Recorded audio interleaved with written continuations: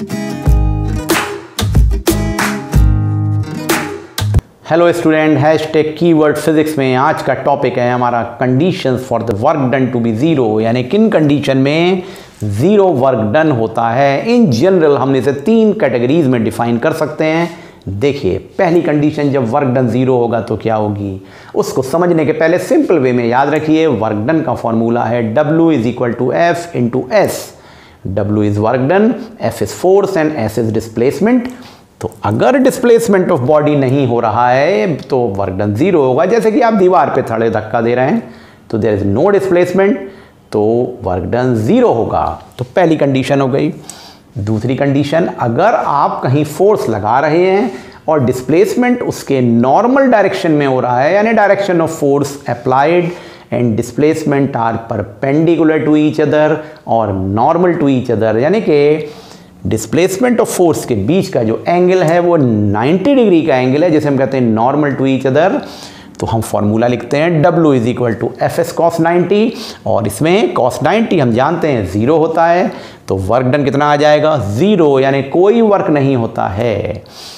यही 2 कंडीशन हो गई। और तीसरी एक और कंडीशन देखिए, अगर आप सर्कुलर पाथ पे घूम रहे हैं और सर्कुलर पाथ पे घूमते समय देखिए A से चले यहाँ तक आए तो आपका डिस्प्लेसमेंट A से B है। ध्यान दीजिएगा, ये जब मैं फिंगर चला रहा हूँ सरकमफेरेंस पे, ये डिस्टेंस है, और जो ये AB है ये डायमीटर है, ये डिस्प्लेसमेंट है। तो इधर डायमीटर पॉजिटिव डायरेक्शन में है, और जब आधे चक्कर के बाद पूरा चक्कर किया B से A तक तो उल्टा नेगेटिव डायरेक्शन में डिस्प्लेसमेंट हो गया, यानी नेट डिस्प्लेसमेंट ज़ीरो हो गया और आप अपनी पोजीशन पे वापस आ गए।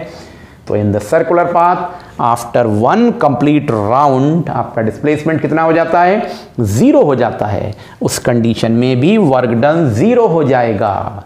आई थिंक ये तीनों कंडीशंस आपको समझ में आ गई कि वर्क डन किस किस कंडीशन में ज़ीरो हो सकता है। अभी हम लोग अगले एक वीडियो में देखेंगे कि कुली का एक एग्जाम्पल लेके कि आदमी सर पे सामान रख के चलता है तो ज़ीरो क्यों होता है, उसका डिटेल एक्सप्लेनेशन। इसी तरह से सर्कुलर पाथ में एक और तरीके से सेंट्रीपिटल फोर्स के रिलेशन में वर्क डन को ज़ीरो समझेंगे। फिलहाल आप यहाँ पे इन 3 पॉइंट्स के कीवर्ड्स को याद रखिए और ये फाइंड कर लीजिए कि किस किस कंडीशन में क्यों वर्क डन ज़ीरो होगा। सबसे इंपॉर्टेंट यहाँ डिस्प्लेसमेंट पे ध्यान देना है, ए बी के रिलेशन में, नॉट सर्कमफेरेंस। आई थिंक ये क्लियर हो गया होगा। वेट करिए नेक्स्ट वीडियो का। Thank you.